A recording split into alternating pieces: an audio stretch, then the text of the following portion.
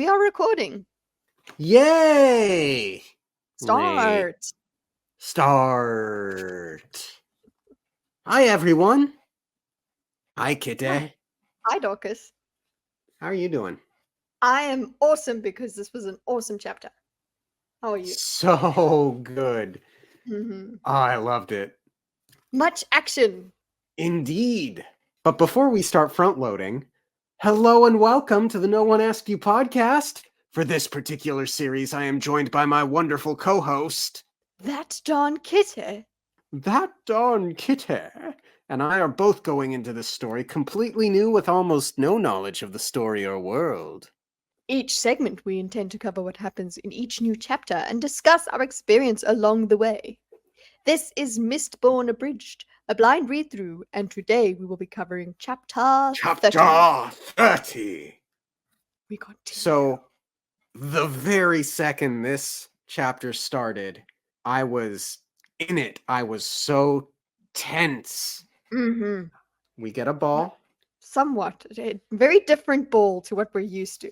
Yes, and I love the symmetry of the fact that this is a venture ball, and the venture ball was the first ball that Vin went to. Mm-hmm. Yeah, I like that as well. Like it started and kind of ended with this. We get a mini boss fight. Yeah. Why is it mini? Okay, I guess she is a mini boss. Yeah, she is. Compared to the Lord Ruler, yes, she's a mini yes, boss. very much so. Yeah. We get, oh shoot, I had it and then I lost it. Curious reveal. We get some heartbreak-ish. We get two reveals, actually. A certain secret is revealed that I'm not sure was wise to do so, but it's earned. It's like on purpose, yeah. Well, it's earned. It makes sense. There we go. Exactly. And then, well, it's on. It's on. It's on the chapter. That's what this is. Oh, I remember what it was. I had a mini called it this chapter that may or may not be associated with the mini boss. Okay. The nice thing about throwing spaghetti at the wall, the nice thing about asking if every new character you meet is a Mistborn is once in a while, you may be right.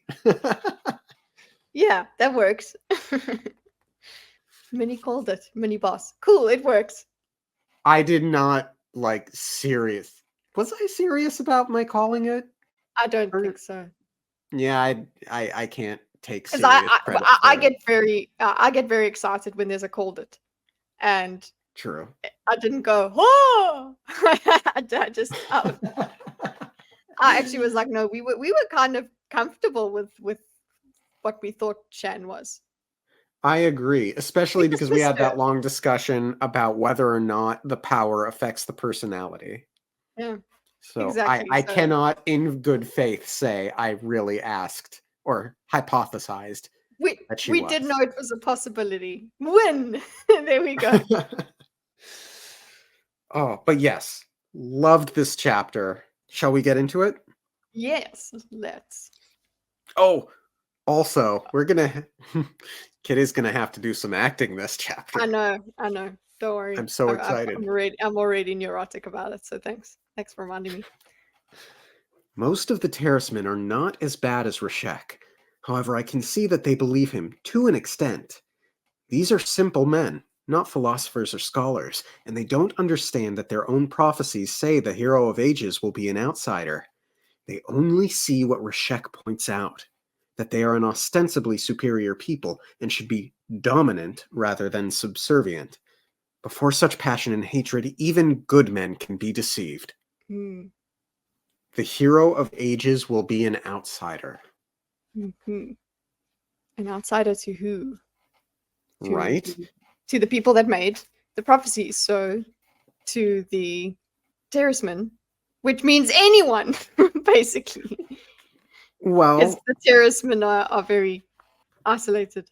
Well, here's the thing. It could mean an outsider as in not of Terrace, where the Mhm. prophecies originated. Or it could be that more metaphorical Vin is not a noble person, and yet here she is in this chapter. Mm. She is an outsider. Ah. Or it could mean, if we still want to try to link it to the Terracemen, that the keepers are outsiders now because they are hidden and remain Mhm. hidden from what's left of the Terrace people writ large, right? Mhm. Yeah. So I think the jury's still out on whether or not it could be a Terrace person. Although No, I don't I think it still, is gonna. I really don't think it is a terrorist person. yeah, I'm leaning towards Vin or Kelsey are still at this point, yeah? But yeah, but I do wonder if there is ferrochemy in this person somehow. Hmm. That does mean wait, that they should have some sort of terrorist in them. Just if we go with our previous theory about the Lord Ruler being a ferrochemist as well as an allomancer. Hmm, Hmm. that does make yeah, just okay, that's it. It hurts. I can't go further. Anything else to say about the epigraph? Nope, let's get into it. But I mean, yeah, just I love that last line. Before such passion and hatred, even good men can be deceived. Keep it in mind. Yes. That Mm. seems Ominous. ominous, important, thematically appropriate, whatever that may mean. I like it. Yeah, that's cute. It took returning to the Venture Ballroom to remind Vin what true majesty was. She'd visited so many keeps that she had begun to grow desensitized to the splendor. There was something special about Keep Venture, however, something that the other keeps strived for but never quite achieved. It was as if Venture were the parent and the others were well-taught children. All of the keeps were beautiful, but there was no denying which one was the finest. The enormous Venture Hall, lined by a row of massive pillars on each side, seemed even more grand than usual. Vin couldn't decide exactly why. She thought about it as she waited for a servant to take her shawl. The normal limelights shone outside the stained glass windows, spraying the room with shards of light. The tables were immaculate beneath their pillared overhang. The Lord's table set on the small balcony at the end of the hallway looked as regal as ever. It's almost too perfect.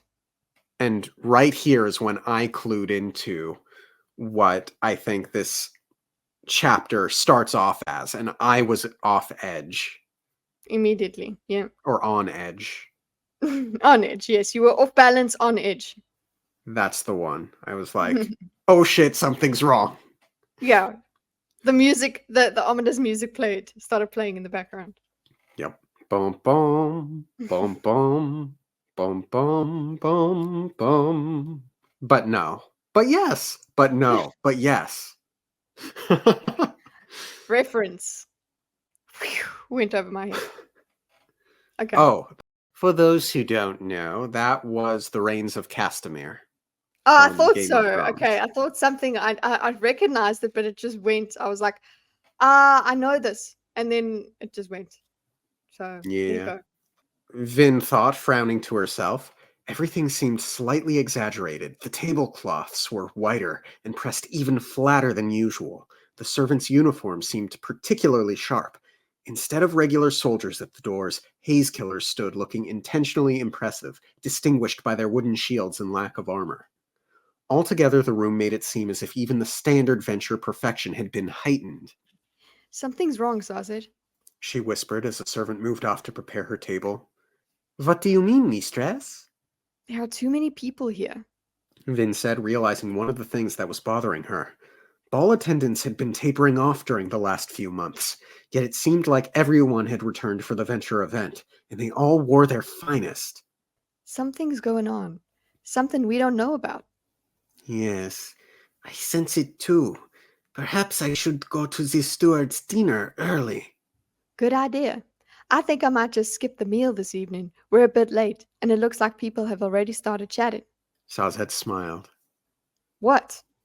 I remember a time when you would never skip a meal, mistress. Just be glad I never tried to stuff my pockets with food from one of these bowls. Trust me, I was tempted.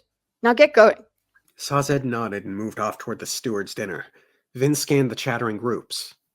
No sign of Shan, thankfully. That is such an important line, and you don't know why until you know why. If you know, you know. You only know. Yeah, I know. When I got onto my second read through, I was like, oh, yeah. Same. Thankfully, not thankfully, Vin. No. And also, okay, so you didn't notice what I was doing, but I tried to do Speak the in your accent. southern dialect. Yes, and I then did change notice. it. Yeah, and then change it because that's how silly that's how I say Kelsia because I'm just thinking of them using the word Kelsia.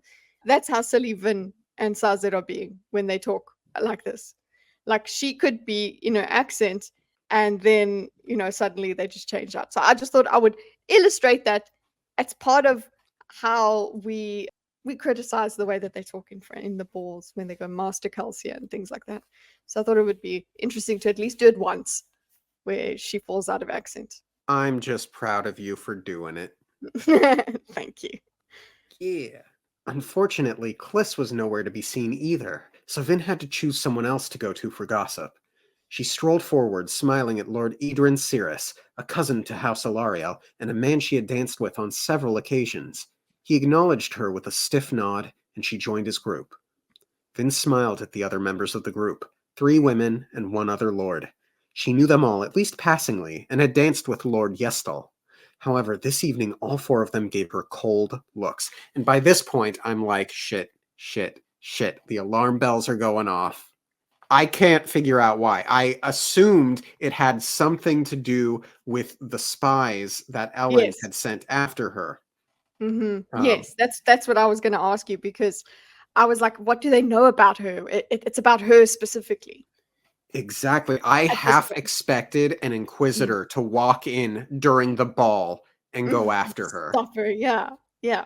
That's what I was like. Well, or did Ellen say like turn whatever he found out into something else, and now everybody's off her for that reason. So it was great to not know what was going on. Like every minute, every part of this, until you find out why is tense. I love it. Yes, That's why I and said it's awesome. it is to Brandon Sanderson's credit how well he writes this chapter that it really places you in that tension, or at least that was my experience Yeah. reading it. You're in that tension until the very last moment, the way that the character is. So, Yes. but also even more than the character's tension because we have the knowledge that they were the spies. So that does make us go, "Ooh, what did Ellen do?" So we worry about that. She doesn't know that about it. Precisely. I haven't been to Keep Venture in a while. I'd forgotten how majestic it is. Indeed. Excuse me, I'm going to get something to drink. I'll go with you. Vin watched them go, frowning. Our meal has arrived. Coming, Therese? Of course. Edrin adjusted his spectacles, shooting Vin a half-hearted look of apology, then withdrew. Vin stood dumbfounded. She hadn't received such an obviously cold reception since her first few balls. What's going on?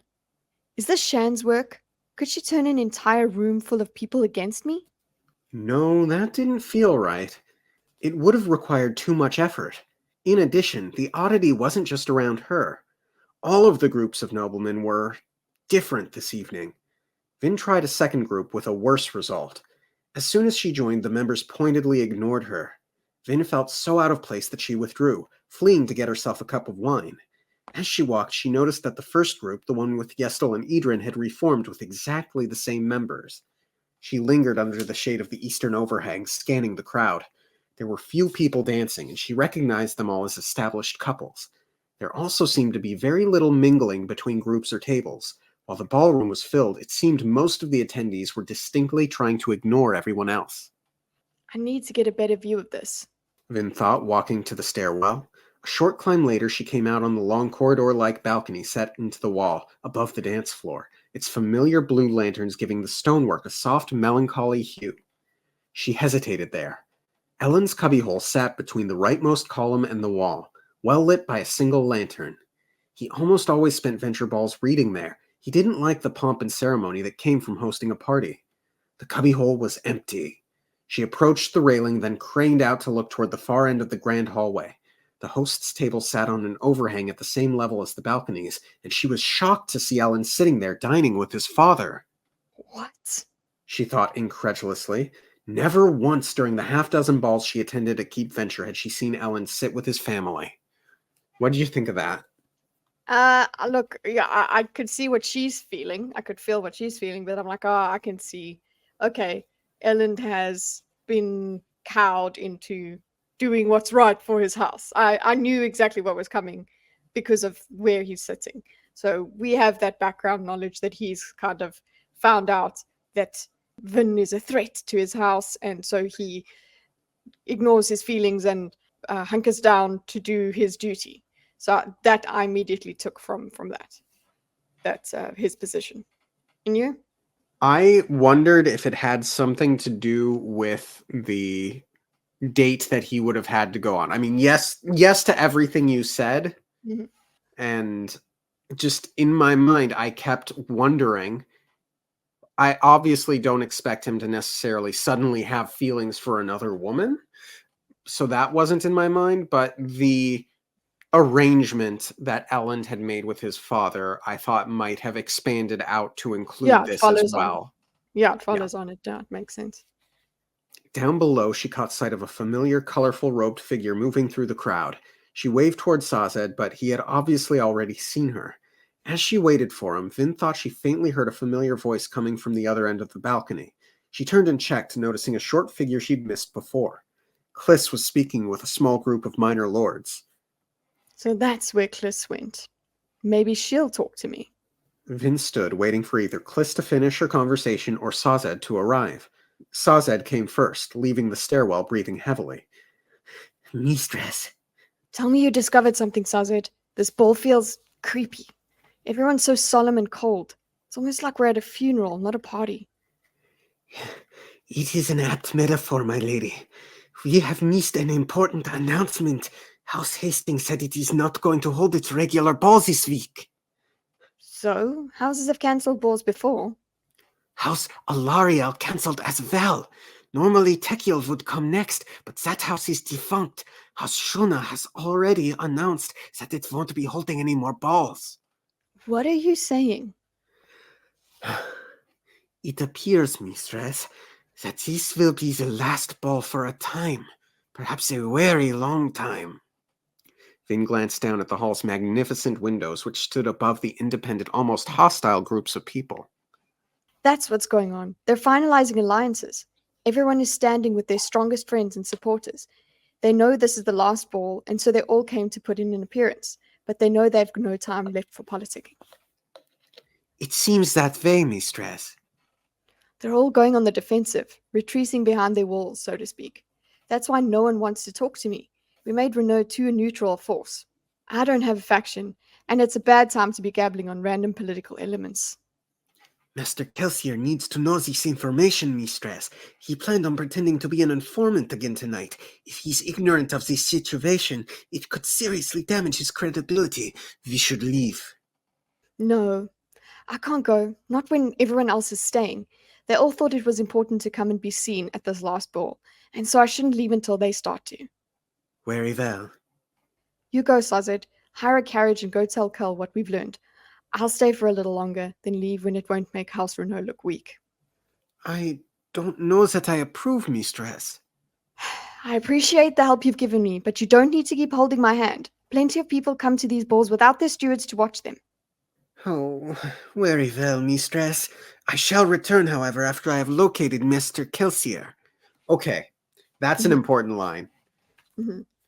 Because given what we know happens at the end, she's not going to be around there. So Sazed's going to come, and suddenly, like, I see all of these different moving pathways for the characters. Suddenly they're all just going to start missing each other at these pivotal moments. Yeah, and worrying and not knowing what's happening with each of them.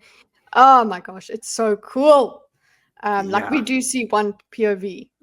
But the panic, you know there's panic on the other side of that because you're like, no, Sazed's going to realize that she's gone, and is Sazed going to find Calcia? Or it's just, it's all over the place, and I love that.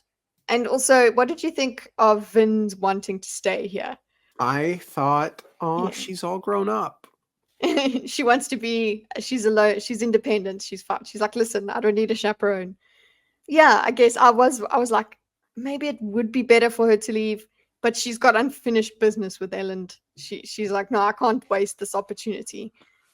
Yeah, I don't. I would also not want to leave either. I think it would just be too obvious. Actually, everyone else is staying. That's the thing. So even if it is uncomfortable, she shouldn't be leaving. It would draw attention to her. She needs to do what everyone else is doing. At least that's what I'm thinking. Yeah.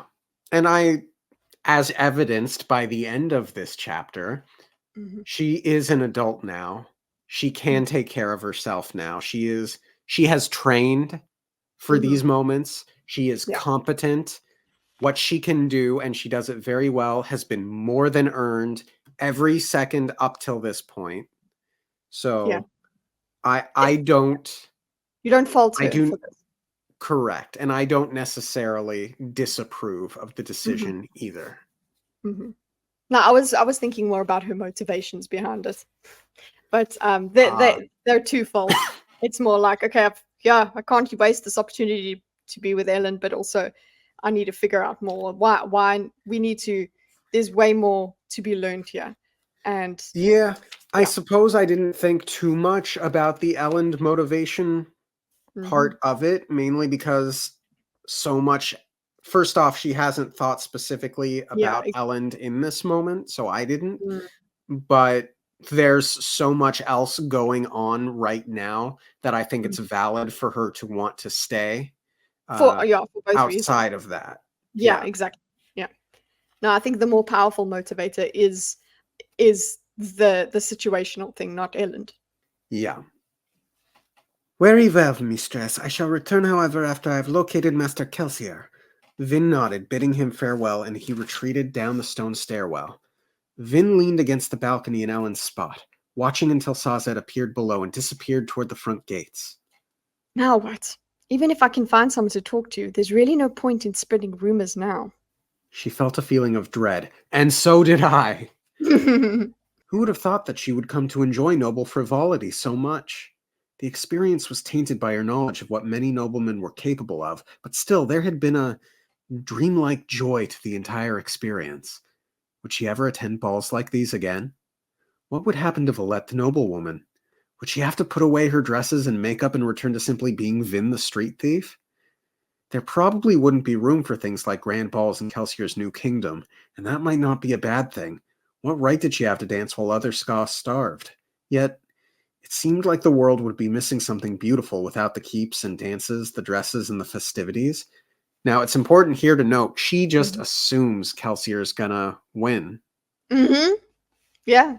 She's like, okay, there's no room for it in Kelsier's new, like it might as well already exist, Kelsier's new kingdom. And she's not questioning whether, she calls it Kelsier's new kingdom. She doesn't, before it was like, will you take over, whatever he does. She could call it the kingdom, the new kingdom, the post-Lord Ruler kingdom, something she could have called it, anything else, but she goes Kelsier's new kingdom. So she's already kind of accepted that Kelsier is going to take over. Yeah, that's an interesting thing I didn't clue into. Now, I will say, I do think she might be slightly wrong, because Kelsier is a larger-than-life personality who loves his good wine and dressing nice, so I feel like there would be room for balls and frivolity in a kingdom of Kelsier. Just everyone gets to party. Yeah. Yeah, I don't know. He likes his good food, and he wants everyone to have it. That's the only difference. Well, except the noblemen, of course. Oh yeah. He'd like, you know what? They'd starve them. That's fine. I mean, that's the fear, right? Yeah. She sighed, leaning back from the railing, glancing down at her own dress. It was of a deep shimmering blue with white circular designs sewn around the base of the skirt. It was sleeveless, but the blue silk gloves she wore ran all the way past her elbows. again, that's part of that mirroring. Her first dress at the first ball, which was a venture ball, was blue, wasn't it? Yes, you're right. And this is the Well last spotted. ball. Thank you. Yeah. Well And done, Brandon Sanderson. yes, and also look, we joked about the food descriptions and things, but I enjoy the like a dress descriptions. Look, it's not over the Yes. top. I do enjoy that. I appreciate it. I agree. Mhm. And you can tell that Mr. Sanderson has put a great deal of specificity into her fashion choices in this book. Yeah. I think they all like represent something specific. Now, what they represent, I couldn't can say because I'm not the brightest tool in the cookie shed, but it's there. But yeah, it's actually not as frivolous as you would think. That's what you're saying. It's not Yes. just what she's wearing. It means stuff. There we go. Yeah. Once she would have found the outfit frustratingly bulky, but now she found it beautifying. She liked how it was designed to make her look full through the chest, yet accentuated her thin upper torso. She liked how it flared at the waist, slowly fanning out into a wide bell that rustled as she walked. She'd miss it. She'd miss it all. But Sazed was right. She couldn't stop the progression of time. She could only enjoy the moment. I'm not going to let him sit up there at the high table all evening and ignore me. She turned and walked along the balcony, nodding to Kliss as she passed. The balcony ended in a corridor that turned and, as Vin had correctly guessed, led out onto the ledge that held the host's table. She stood inside the corridor for a moment, looking out. Lords and ladies sat in regal outfits, basking in the privilege of being invited up to sit with Lord Straff Venture. Vin waited, trying to get Elend's attention, and finally one of the guests noticed her, then nudged Elend. He turned with surprise, saw Vin, then flushed slightly. She waved briefly and he stood, excusing himself. Vin ducked back into the stone corridor a bit so they could speak more privately. Now, I was excited for this moment because I was dying to know what Elend's behavior would be like for this interaction. I was so scared because I had that, just as you were talking, that dread, that anticipation. So I knew it wasn't going to be good. I was not excited. I knew it was going to be bad. I was like, ooh. Right, and there was so much of, is he going to play it cool? Is he going to lie? Is he going to pretend nothing's amiss? Is he going to call her out? Yeah, in the first read through, yeah, there we go. You're right. When I first read it, because obviously I had no knowledge, I was just like, well, is he going to call her out now? Because he definitely knows. So what is he going to say? But I knew it wasn't going to be good. I knew it was. And it's like, it's been what, a week since the last chapter? I don't know why I think it's a week, but how much time has there been for Elend to have figured anything out? Yeah, how much info has he gathered? Yeah, and we'll get into a specific point I want to talk about in just a moment, but, well, let's get to it. Elend, you're sitting with your father. This ball has turned into something of a special event, Villette, and my father was fairly insistent that I obey protocol. When are we going to have time to talk? I'm not sure that we will. Vin frowned. He seemed reserved. His usual slightly worn and wrinkled suit had been replaced by a sharp, well-fitted one. His hair was even combed. Elend? He raised his hand, warding her back. Things have changed, Villette. No. She thought. This can't change. Not yet. Things? What things? Elend, what are you talking about? I am heir to House Venture, and dangerous times are coming. House Hastings lost an entire convoy this afternoon, and that's only the beginning. Within the month, the keeps will openly be at war. These aren't things I can ignore, Villette. It's time I stopped being a liability to my family. That's fine. That doesn't mean... Villette, you are a liability too. A very big one. I won't lie and claim that I never cared for you. I did, and I still do. However, I knew from the start, as you did, that this could never be anything more than a passing dalliance. The truth is, my house needs me. and it's more important than you are. Vin paled. But, He turned to go back to dinner. Elend, please don't turn away from me. His step hesitated, then he looked back at her. I know the truth, Valette. I know how you've lied about who you are. I don't care. Really. I'm not angry, or even disappointed. The truth is, I expected it. You're just playing the game. Like we all are. At that, he shook his head and turned away from her. Like I am. Okay.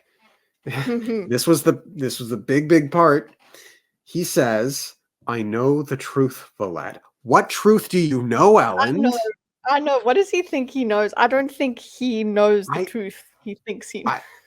I don't think he's learned anything yet, because he could have learned that she's a Mistborn. That doesn't necessarily mean that she's misleading him about who she is, etc. He could have learned that she's a Ska. I kind of think he would show a bit more interest in her if that were the case. I think he jumped to the conclusion that she is from a rival house and is a spy. Yeah. That initial conclusion, I don't think he's moved beyond it. Yeah. And it's also important to note, character is what comes out of a person under pressure. It seems like when push comes to shove, Elend sides with his family. He crisps his suit up, he combs his hair. What happened to that rebellious boy? He's siding with his family. Yeah, I think he's picked up he's like, okay, well, it's my responsibility. So what he does say does make sense, but he's also felt a bit betrayed by Valette. So that also would make him a bit jaded and make him just not want to do anything outside of. He's like, oh, I'm wrong. I was wrong. My instincts are wrong. I should follow everybody else's command because I was wrong. So and of course the jeopardy that his house is now in makes it even more makes the responsibility even heavier. So it makes sense that he would choose this. And he does at least have some regret for what's happening with Valette. He at least says that he still cares about her, and he won't say that he never did.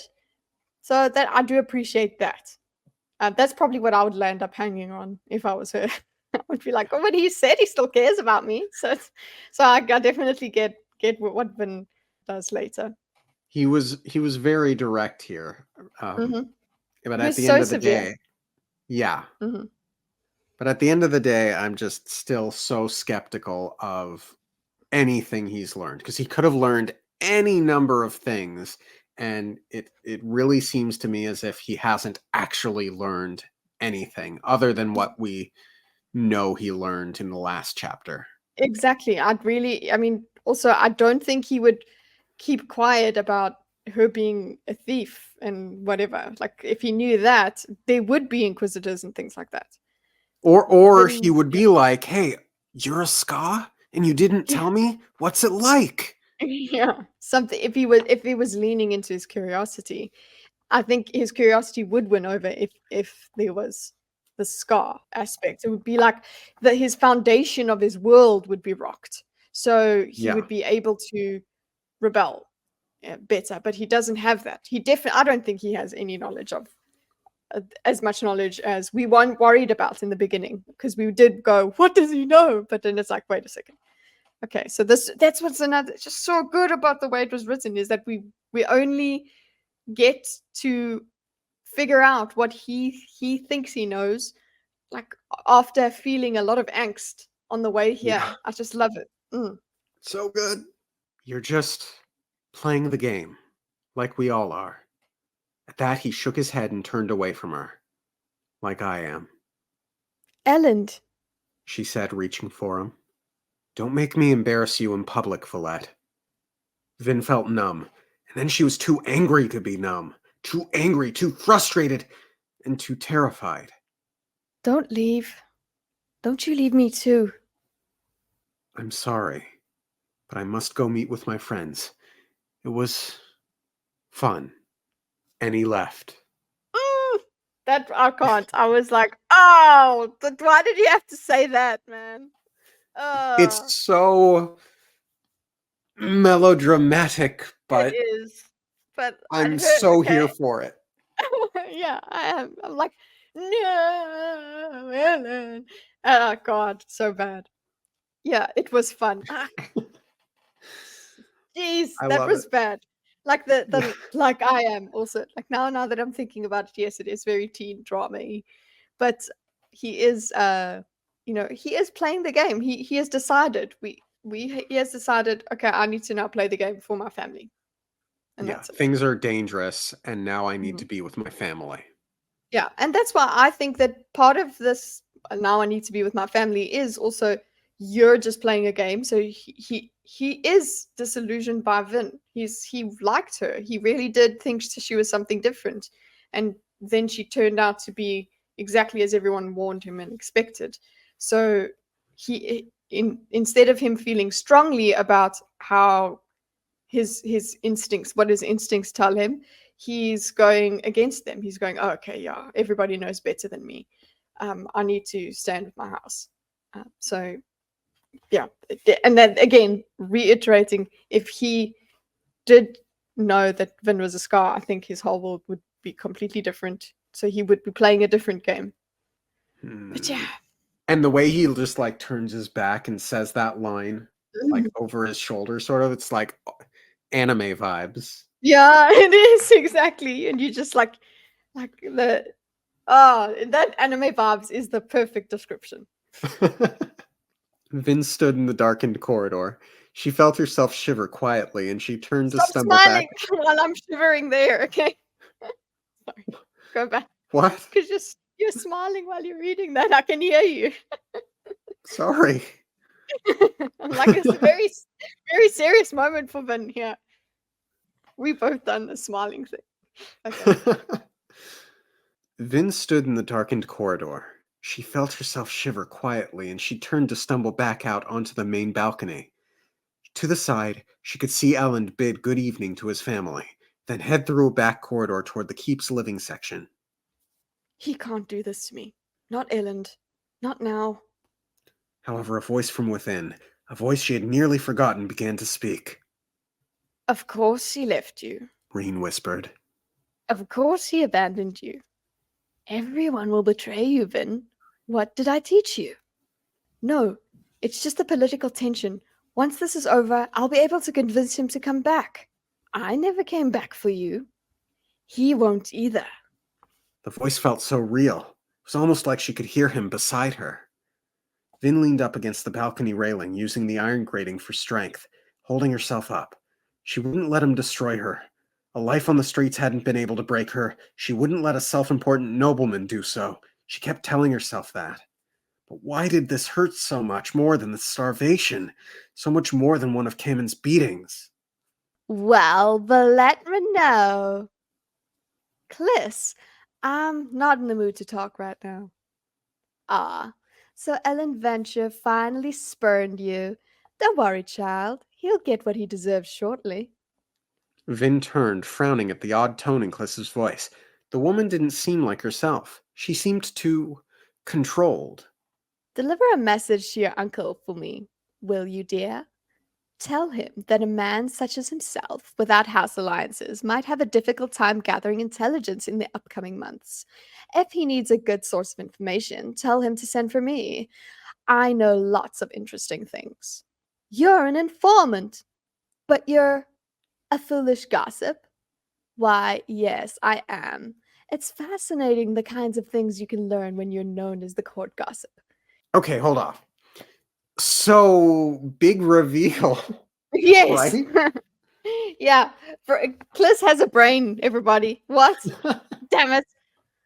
I was like, I'm regretting the choice for her accent now, but it's fine. We'll just carry on. It works. Mhm. It's fine. You've got a more sinister thing going on with it for the moment. It's Yeah. natural she would play it up. Yeah. I was like, "Oh shit. How did I not see this one coming?" Yeah, we didn't see it coming at all. And I'm like, why? How did we not? Yeah, I am. I'm like, oh, I feel also played, and I'm just like, well played though. And Like, we even what a man. commented about how like functionally short that one segment a couple of chapters ago Yeah. was. Oh, Is like we really and we I took it. remember there was a line in that chapter where she like takes a moment to really clock what Vin is telling her. Hmm. And it's like, oh, we know what just clocked in her mind there. Yeah, but you don't. We didn't. She clocked. Why is she telling me this lie? That's what she was saying. Yeah. It's like what? How? That's she's thinking further ahead, and it's like, oh, subtlety doesn't work with her, and it's like, oh, that's such a great double bluff because it's like people aren't subtle with her, so it's so fast. She's right. She's like, yeah, I can learn all of the things just playing this role. It's great. It's clever. So good. So Mm. clever. Mhm. And for as much as I've grown to dislike Shan, Mhm. rest of this chapter aside, somehow I hate Kliss even more. Yeah, I guess no. Wait, equally, I hate them. No, I don't. I'm just feeling this out. I respect Kliss. No, Okay, I don't you respect Shan. respect Kliss. I Mm. can respect the grift and I can respect the hustle. Shan strikes me as more honest. Kliss strikes me as fundamentally dishonest in how she operates now, and that sense of betrayal is what puts her over the edge as far as which one I dislike more.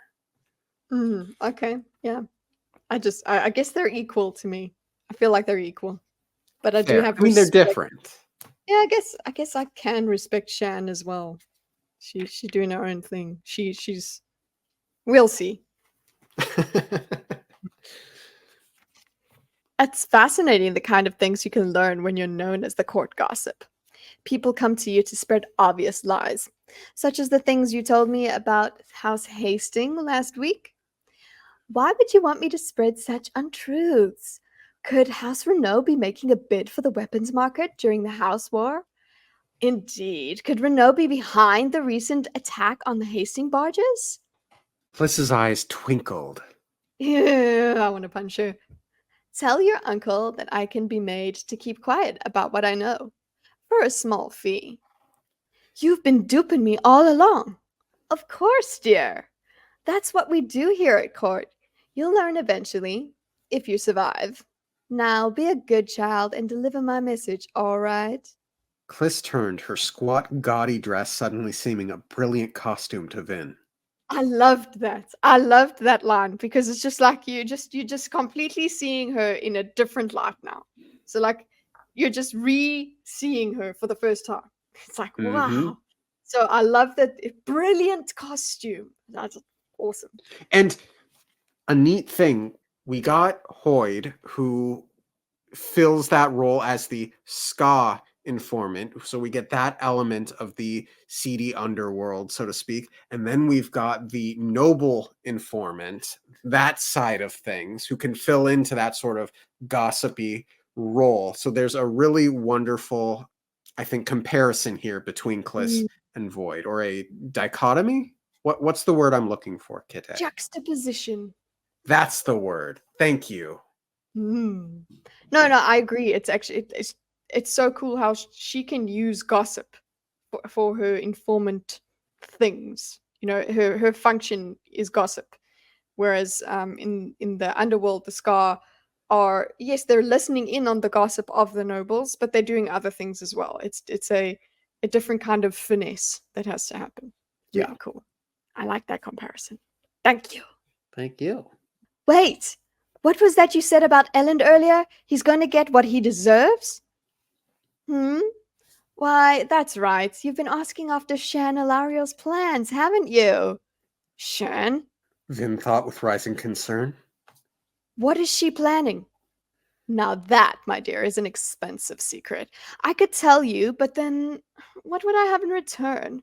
A woman of an unimportant house like myself needs to find sustenance somewhere.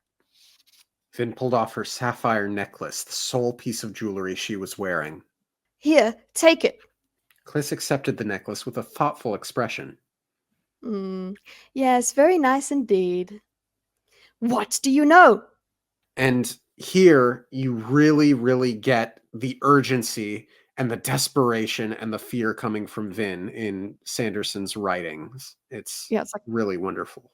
yeah, it's the feeling, just the heightened angst and tension The of this. danger. Yes, of the whole chapter, just every line.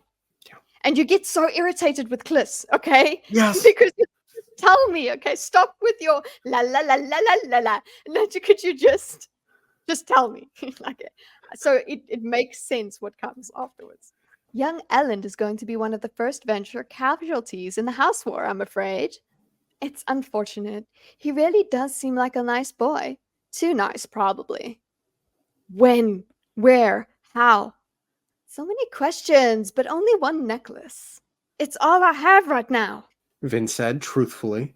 Her coin pouch contained just copper clips for steel pushing. But it's a very valuable secret, as I've said. By telling you, my own life would be. That's it!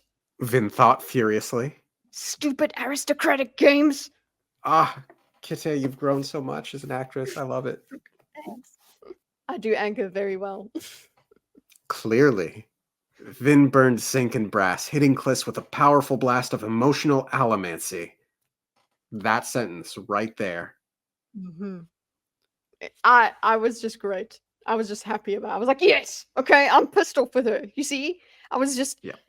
This makes sense. So this is the reveal that like Vin is revealing this to Kliss, which is it's not smart, but you can understand because you're like, could you stop? Just you want to shake her. So this is what Vin does, is just grabs her by the emotions and yanks. Yep. And it's so earned. It is so earned that she just damns the consequences and does it. But now everyone knows. Secrets out. Yeah. Everyone knows. Mm-hmm. Yeah. If it's power that Kliss has over her. She can say, Yeah. okay, well, I'll tell people. Yeah. Which does actually happen. Yes. She soothed away all of the woman's feelings but fear, then took hold of that fear and yanked on it with a firm tug. Tell me! Kliss gasped, wobbling and nearly falling to the ground. An Alamancer! No wonder Renaud brought such a distant cousin with him to Luthadel. Speak! You're too late to help him. I'd never sell a secret like this if it had a chance of turning on me. Tell me! Look, with anger like this, can you pick up that there's no accent? I don't know if it would make sense. Maybe she wouldn't notice. I mean, she would. can. I totally believe that the accent might drop. Yeah, I believe that it could drop and it could not. That's I feel like she's very much in her character, but then again, this is the biggest shock that could have happened to her, so it makes sense. But also, Kliss is supposed to be really, really afraid right now, so I doubt that she might be paying attention to the accent. I will say, it is very hard to be a scared Valley girl because they're so just like so blasé. Oh my god, scared. Okay, I'll try it again. Okay, so she said, "Tell me, he'll be assassinated by Alarial Alamancers this evening." Oh, that's a whisper. Okay. How do you whisper in Valley? I don't know. Okay. He'll be assassinated by Alarial Alamancers this evening. He might be dead already. It was supposed to happen as soon as he withdrew from the Lord's table. But if you want revenge, you'll have to look toward Lord Venture too. Elend's father? Of course, foolish child. Lord Venture would love nothing more than an excuse to give the house title to his nephew instead. All Venture had to do was withdraw a few of his soldiers from the rooftop around young Elend's room to let in Alarial assassins. And since the assassination will occur during one of Elend's little philosophy meetings, Lord Venture will be able to rid himself of a Hasting and a Lacalle too. So, this might sound like a criticism, and I don't necessarily mean it as a criticism, but more of like something I've noticed. Generally speaking, I have found that Brandon Sanderson really enjoys explaining himself in the Mhm. prose, explaining how his system works, explaining how his thought processes work, explaining how things feed into each other. And I see that very much in this dialogue that Kliss is speaking here. And I don't get that. And I don't think it's the way you're reading it, Kitte. I think it's the way that it's written, that I'm not really getting much of that fear that I think Kliss should be feeling in this moment in the dialogue for the sake of the explanation that she is giving to Vin. Does that make sense?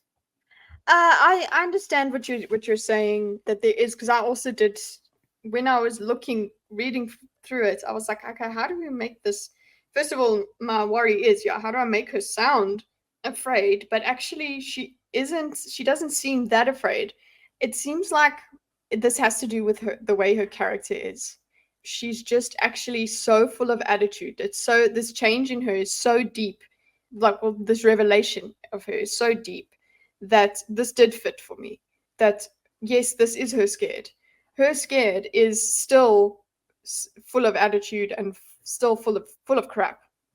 So you think like so the shock of the revelation that she's an Mhm. Allomancer sort of overrides the fear a little bit, is what you're yeah, thinking? it's like she has the fear, and that makes her just tell everything she's got to tell, because that's her instinct, that the only way I make myself valuable is by telling my information to people. So I'm just gonna default to that. But my tone of everything, yeah, I am gonna still be full like snarky, and maybe try and protect myself a little bit by being snarky, foolish child, things like that. Like this is within character for me, because Gotcha. I that is why I could hardly make her sound very scared. But she is. I can understand that she is underneath this. Like, the only exclamation she has is an Allomancer, and then the rest she just kind of, maybe she's just speaking breathlessly. That's how I imagined it. But Gotcha. she's still full of attitude, because that's how deep it is for her. That's how I felt about it.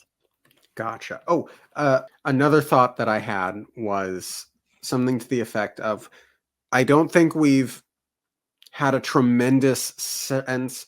We know how uncommon, or rather how rare, Mistborn are, but I don't think that we've dwelled too much in how uncommon Allomancers are. And then throughout this passage, I really got the sense that even Allomancers are not very common.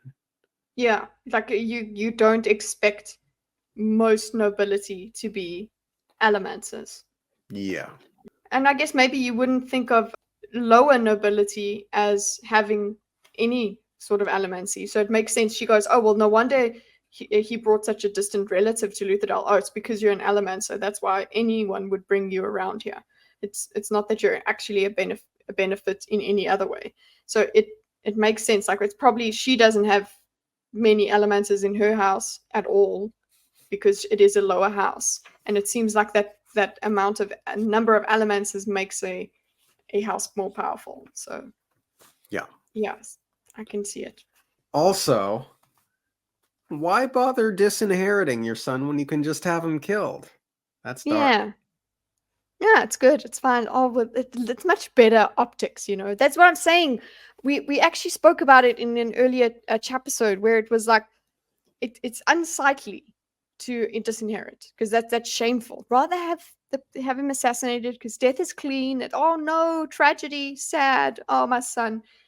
Anyway, and then continue on. Like, that's what I see Straff as being like. It's like, oh, it's too messy to disinherit. That makes us look like we're bad. We're a bad family. When It makes us we can, look weak. yeah, makes Elend look weak. It makes, so you know what? Let's just rather have this mysterious assassination. And guess what? Then I also get more. I get more noblemen killed, because I've got Hasting and Alekol. So those two heirs are gone. 3 birds with 1 stone. Works up. Yeah. Straff is evil. Very, Yeah. very evil. Yeah. This is like kicking the dog again and again and again. Okay, continue. Vinspun. I have to do something. Of course. Lord Venture is in for a surprise himself. I've heard that your Elend has some very choice books in his possession. Young Venture should be much more careful about the things he tells his woman, I think. There I put question marks. Like, what? Because he should be more careful about the things young Venture should be more careful about the things he tells his woman, I think.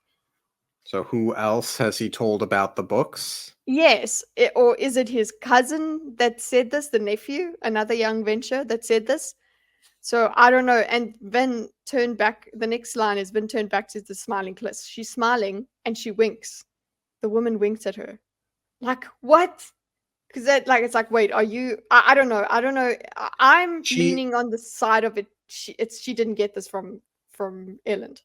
I got that she is referring to Elend as young Venture and old flames, perhaps Shan. Mm-hmm. He might have mentioned the books too. Oh, okay, that makes sense. Yeah. And she is specifically saying this line to antagonize Vin. Yeah. And that's why she worded it that way. Yeah. Oh, do you see? That's what I'm saying. That this is what she's like. Even just after she stands up immediately, she's just been yanked around or whatever by the emotions, and then she's back up and being full of crap again. Like that's what she's like. That's why I respect her. Like, damn girl. Okay. Vin turned back to the smiling Kliss. The woman winked at her.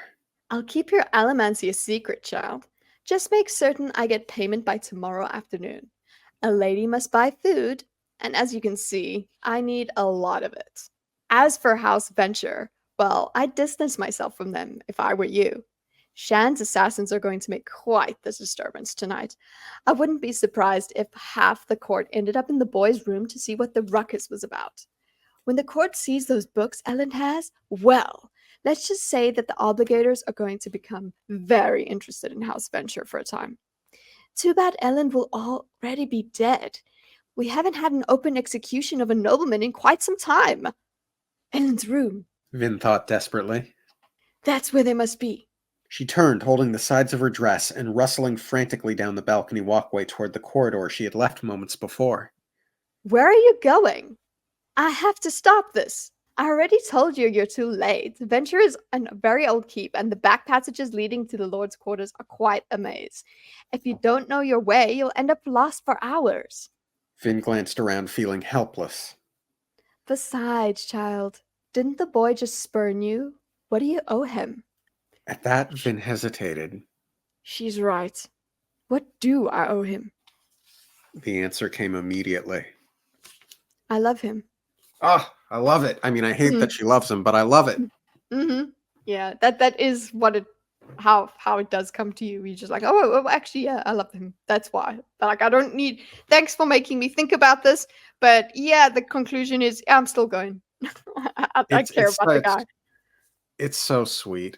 Mm-hmm. And in one of the previous chapisodes, I had been talking about something problematic about Dark Vin. I don't remember the specifics, but I remember that I actually did post in the chat, which is something that I am still working on being better at. Thank you for bearing with me, folks, on that front. I posted the problem with crush-based growth was what happens when Vin gets heartbroken.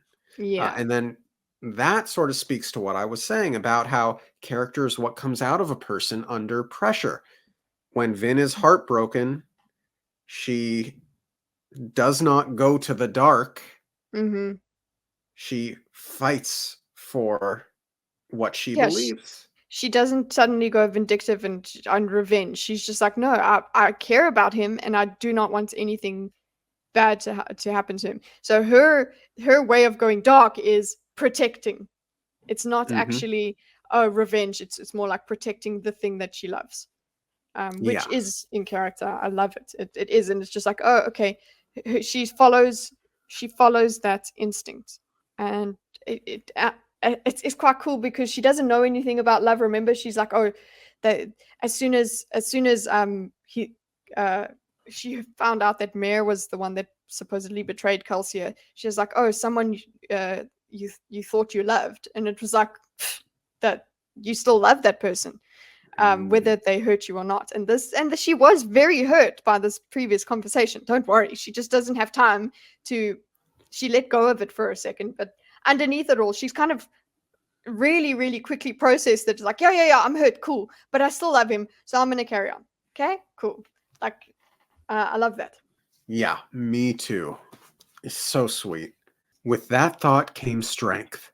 Vin rushed forward despite Kliss's laughter. She had to try. She entered the corridor and moved into the back passageways. However, Kliss's words soon proved true.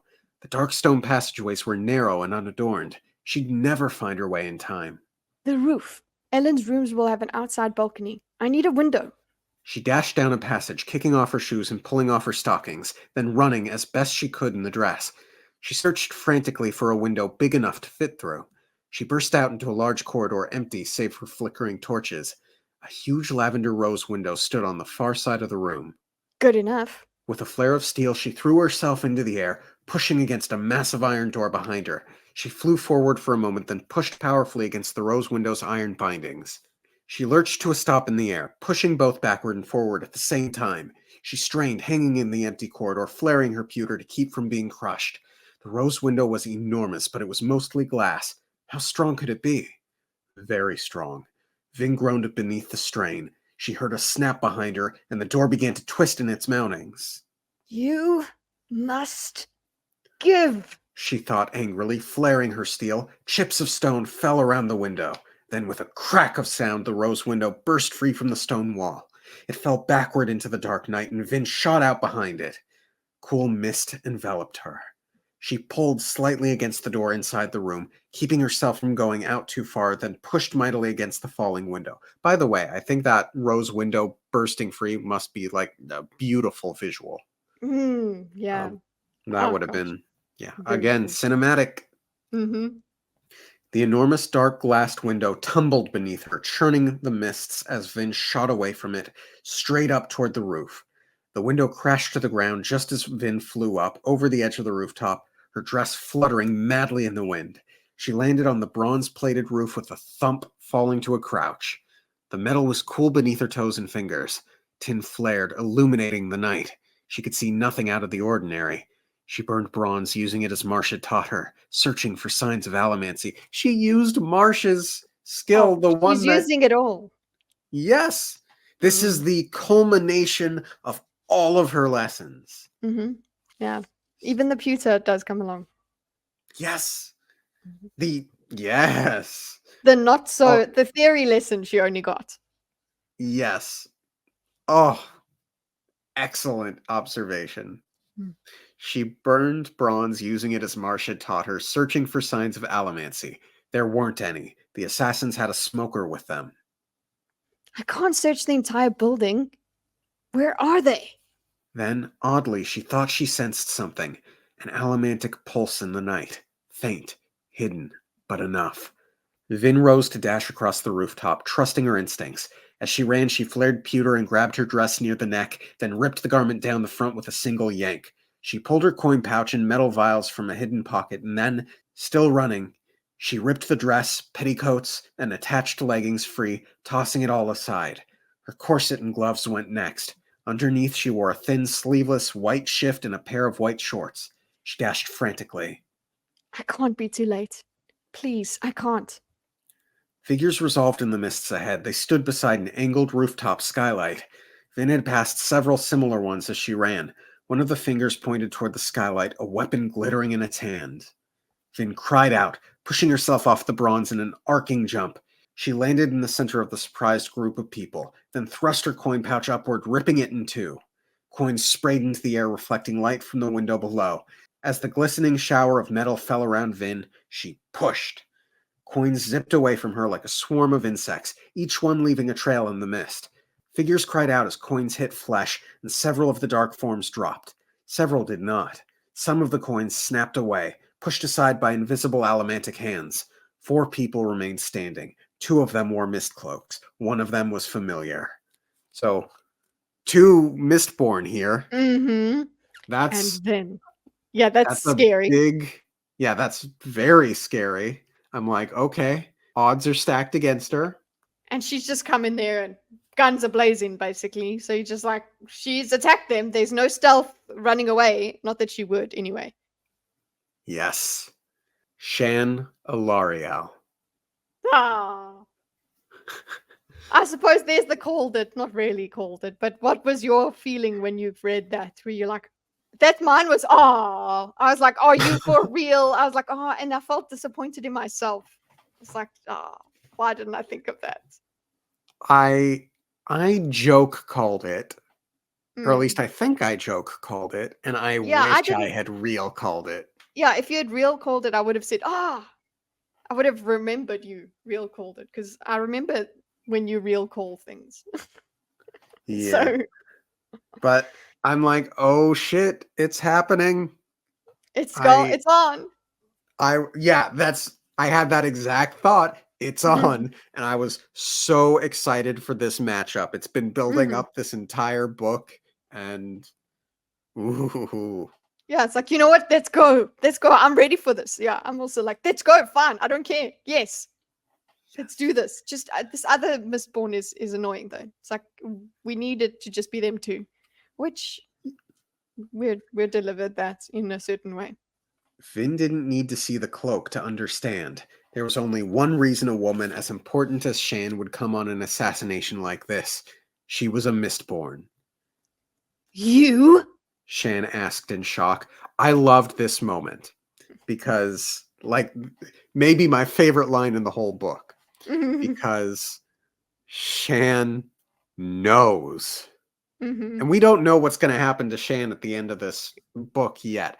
But if nothing else, the fact that Vin is a Mistborn and stole Elend from her must be such a devastating source of consternation for her. And I'm like, yes.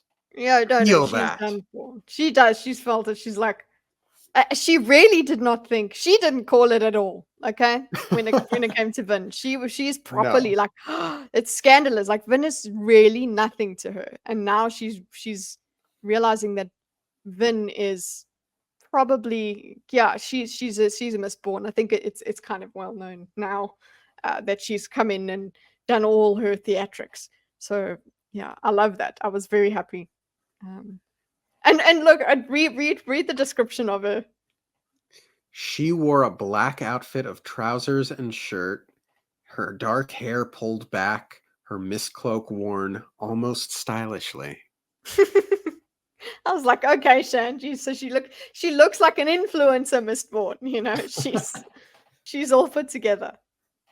Yeah, I'm sure she's attractive AF. Two Mistborn, not good. She scrambled away, ducking as one of the assassins swung a dueling cane at her. Vin slid across the rooftop, then pulled herself to a brief halt, spinning with one hand resting against the cold bronze. She reached out and pulled against the few coins that hadn't escaped out into the night, yanking them back into her hand. Kill her! Shan snapped. The two men Vin had felt lay groaning on the rooftop. They weren't dead. In fact, one was climbing unsteadily to his feet. Thugs. The other two are probably coin shots. As if to prove her right, one of the men tried to push away Vin's vial of metals. Fortunately, there weren't enough metals in the vial to give him a good anchor, and she kept hold of it easily. Shan turned her attention back to the skylight. No, you don't. Vin thought, dashing forward again. The coin shot cried out as she approached. Vin flipped a coin and shot it at him. He pushed back, but Vin anchored herself against the bronze roof and flared steel, pushing with a firm effort. The man's own steel push, transmitted from the coin to Vin to the roof, launched him out into the air. He cried out, shooting off into the darkness. And at this point, I just imagined a Wilhelm scream. Yeah. Yeah. Also, just the background of it all, you know, like he's diminishing, going out into the, like, yeah, like as well. Like Doppler effect. The Doppler effect of it as well. Yeah, just bye. He was only a misting and couldn't pull himself back to the rooftop. The other coin shot tried to spray Vin with coins, but she deflected them with ease. Unfortunately, he wasn't as foolish as his companion, and he released the coins soon after pushing them. However, it was obvious that he couldn't hit her. Why did he keep... The other Mistborn. Vin thought, ducking to a roll as a figure leaped from the dark mists, glass knives flashing in the air. Vin just barely got out of the way, flaring pewter to give herself balance. She came to her feet beside the wounded thug, who stood on obviously weak legs. With another flare of pewter, Vin slammed her shoulder into the man's chest, shoving him to the side. The man stumbled maladroitly, still holding his bleeding side. On this episode of Maladroit Watch, we got our fourth Maladroit. Yeah. I love that we that's where I went immediately. I will never read that word ever again without that coming straight into my mind on this episode. Good. Then he tripped and fell right into the skylight. The fine tinted glass shattered as he fell, and Vin's tin-enhanced ears could hear cries of surprise from below, followed by a crash as the thug hit the ground. Vin looked up, smiling evilly at the stunned Shan. I liked that line. I know, I love that as well. She's like, let's go! Behind her, the second Mistborn, a man, swore quietly. You. Shan sputtered, her eyes flaring dangerously with anger in the night. Take the warning, Elend, and escape. It's time for me to go. She couldn't face two Mistborn at once. She couldn't even beat Kelsier most nights. Flaring steel, Vin launched herself backward. Shan took a step forward and, looking determined, pushed herself after Vin. The second Mistborn joined her. Bloody hell! Vin thought, spinning in the air and pulling herself to the rooftop's edge near where she had broken the rose window. Below, figures scrambled about, lanterns brightening the mists. Lord Venture probably thought that the fuss meant his son was dead. He was in for a surprise.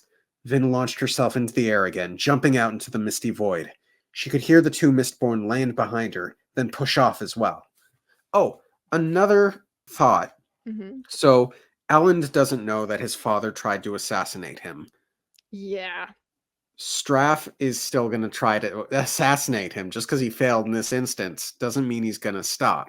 So he would wait for the next opportunity. I'm hoping. Yeah, he's not going to try immediately. So he's not in immediate danger, but it's going to be very important for Vin to communicate this to Elend, and Elend's probably not going to believe her now that he should believe her because drama. Yeah. But impending conflict. Yeah, pending conflict there. It may be in Elend's best interest to run away and be with Vin. To run away and be with Vin and full on join the rebellion at this point. Mm-hmm. Yeah. I could legitimately see a pathway toward that happening because of this set of circumstances. I feel like that could happen, but I feel like it's probably not because I'm just cynical. I'm like, okay, something bad's gonna happen to him. I agree. I think that the drama is going to interfere with that, but one can hope. Yeah. Two can hope. Yeah. Vin launched herself into the air again, jumping out into the misty void. She could hear the two Mistborn land behind her, then push off as well. This isn't good, Vin thought with trepidation as she hurtled through the misty air currents.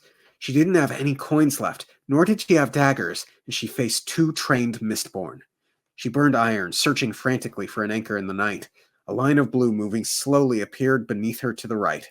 Vin yanked on the line, changing her trajectory. She shot downward, the Venture Grounds wall appearing as a dark shadow beneath her. Her anchor was the breastplate of an unfortunate guard who lay atop the wall, holding frantically to a tooth in the battlements to keep himself from being pulled up toward Vin. That made me laugh. Like, he's holding to the battlements to keep himself from being pulled up toward Vin.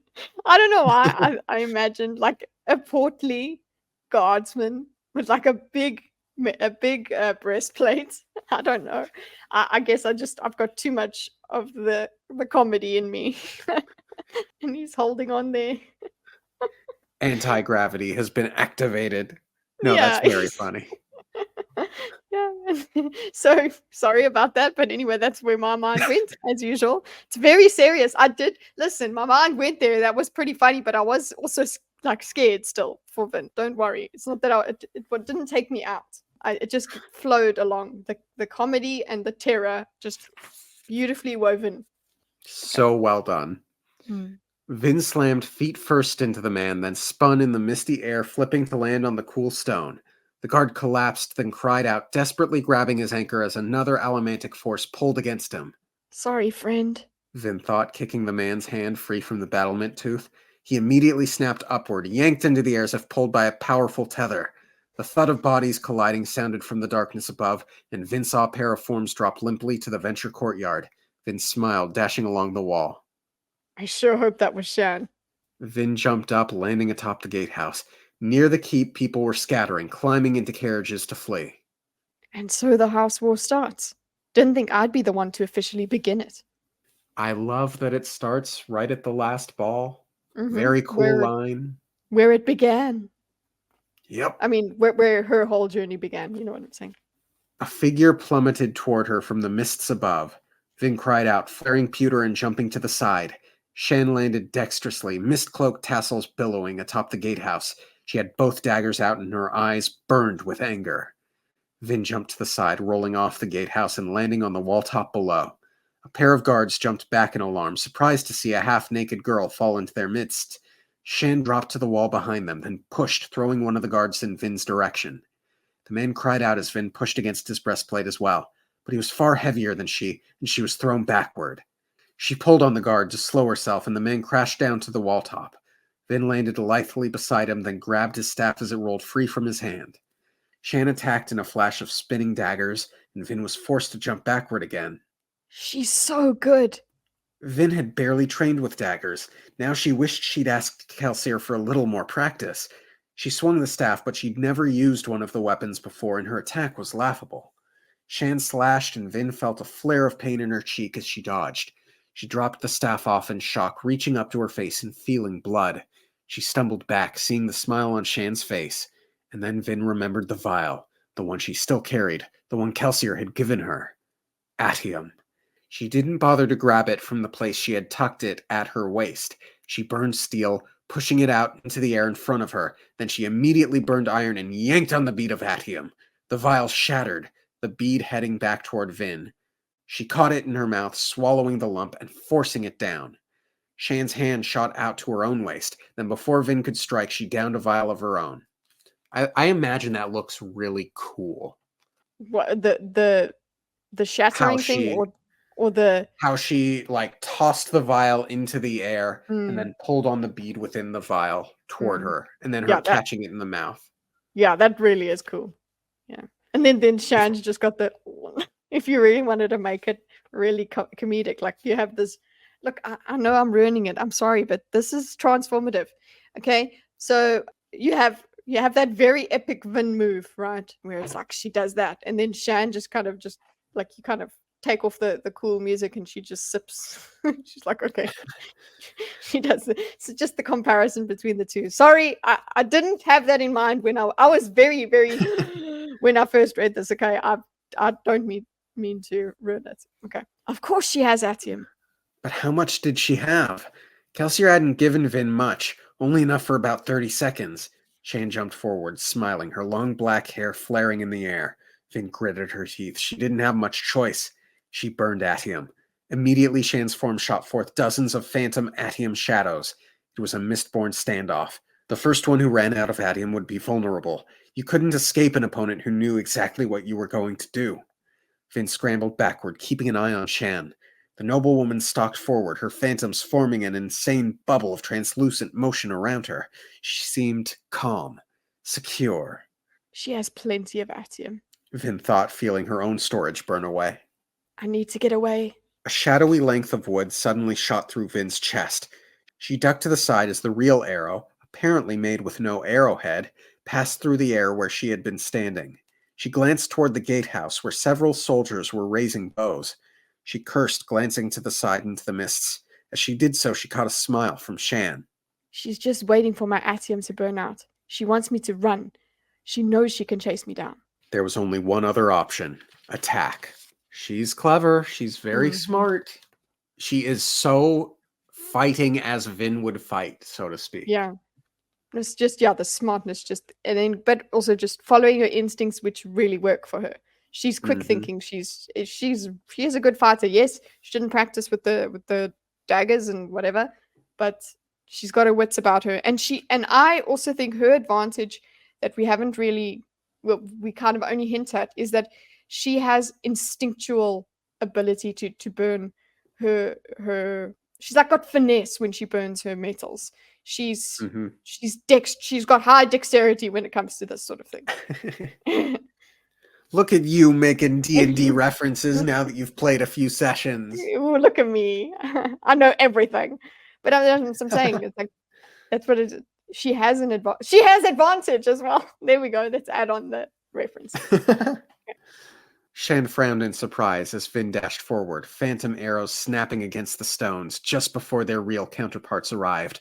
Finn dodged between two arrows, her atium-enhanced mind knowing exactly how to move, passing so close that she could feel the missiles in the air to either side of her. Shan swung her daggers, and Vin twisted to the side, dodging one slice and blocking the other with her forearm, earning a deep gash. Her own blood flew in the air as she spun, each droplet tossing out a translucent atium image, and flared pewter, punching Shan square in the stomach. Shan grunted in pain, bending slightly, but she didn't fall. Atium's almost gone. Only a few seconds left. So she extinguished her atium early, exposing herself. Shan smiled wickedly, coming up from her crouch, right hand dagger swinging confidently. She assumed that Finn had run out of atium, and therefore assumed that she was exposed, vulnerable. At that moment, Vin burned her last bit of atium. Shan paused briefly in confusion, giving Vin an opening as a phantom arrow streaked through the mists overhead. Vin caught the real arrow as it followed, the grainy wood burning her fingers, then rammed it down into Shan's chest. The shaft snapped in Vin's hand, leaving about an inch protruding from Shan's body. The woman stumbled backward, but stayed on her feet. Damn pewter, Vin thought, ripping a sword from a sheath beside the unconscious soldier at her feet. She jumped forward, gritting her teeth in determination, and Shan, still dazed, raised a hand to push against the sword. Vin let the weapon go. It was merely a distraction. She slammed the second half of the broken arrow into Shan's chest beside its counterpart. This time Shan dropped. She tried to rise, but one of the shafts must have done some serious damage to her heart, for her face paled. She struggled for a moment, then fell lifeless to the stones. she did. Oh, she is dead. I did not expect her to die. I didn't either. I thought that there was going to be more of her. And I think she is dead. It says lifeless. And she stopped burning stuff. So, yeah, she's dead. Lifeless to the stones. It pierced her heart. Yeah, she done. And she's not like instinctive burning pewter and stuff like that where her heart's going to just like punch like, no, she's done. And I was very proud of Vin. It was quite a fight. I was shocked, but I was relieved. Yeah, same. She did it. So proud of her. No Kelsier to come and save her. Mm-hmm. She killed her rival. She killed her rival. She used the culmination of lessons she's learned throughout this entire book to do so. Yeah, she thinks, and I think part of like the way that she used the atium and things like that is part of those lessons she got from, say, Ham. It's a strategy about when to burn things, not just, oh, I've got this right now, I must burn it. It's when and how. And again, I do think that her ability to just stop for that short amount of time and then immediately burn again, I feel like that would have been difficult for a normal Allomancer, a normal Mistborn. I feel like she would probably be very good. That was part of why it worked so well. Yeah, more than likely. Vin stood, breathing deeply as she wiped the blood from her cheek, only to realize that her bloody arm was just making her face worse. Behind her, the soldiers called out, knocking more arrows. Vin glanced back toward the keep, bidding farewell to Elend, then pushed herself out into the night. So, yes, she cannot be there, especially since she has undressed. Yeah. Because that will implicate her. I'm surprised she doesn't try to contemplate a way to communicate with Elend to warn him right now, but I guess she does think he's safe for the night, so he's safe for the moment. That Yeah.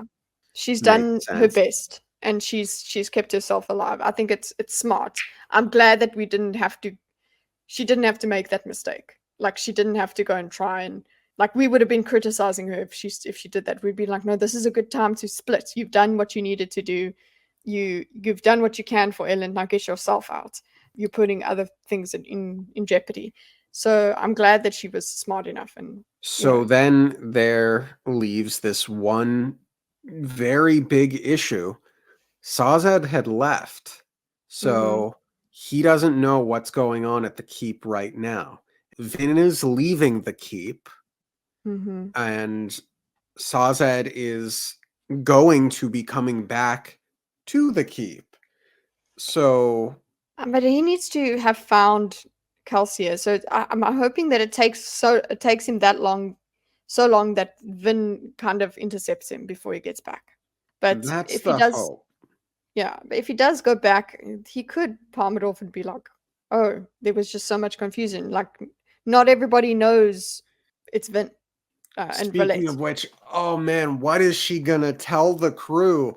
Hey, Sazed, hey Kelsier, Oh. I let a gossip know that I was an allomancer and she's blackmailing us now, and I saved Ellen's life and killed Chanelariel. So sorry. I'm hoping that they'll at least be like, "Yeah, you killed Chanelariel." Like, come on, guys, give her credit for that boss fight. Yeah, it's not all bad. I mean, to a point, it doesn't matter much now that the war has officially started, right? Yeah. Like Yeah. Renault House just needs to wait for the war to reach its heaviest point of fighting, and then boom, rebellion, right? That's the plan. Yeah. Yeah. It doesn't necessarily, but she did put herself in danger for this guy. So Calcia, I don't know, probably wouldn't be happy about it, but wouldn't be shocked either. I don't think any of them would be shocked. Ah, great chapter. Really, really Great engaging read. action. Yeah, all over the place, and just great, just absolutely great. Anything else to say about the chapter, Kitteh? Loved it. Anything new? No. I think we got the bulk of it. If you haven't subscribed to ThatDarnKitteh, highly suggest you do so. All the cool Allomancers, all the cool Mistborn out there are doing so. Why not you? Think about it. And thanks for tuning in. We'll see you next week. The even cooler Allomancers have to subscribe and like this. Subscribe to the Don't Ask You podcast and like this video because you have made it this far. Thank you so much. Okay, thanks. Bye.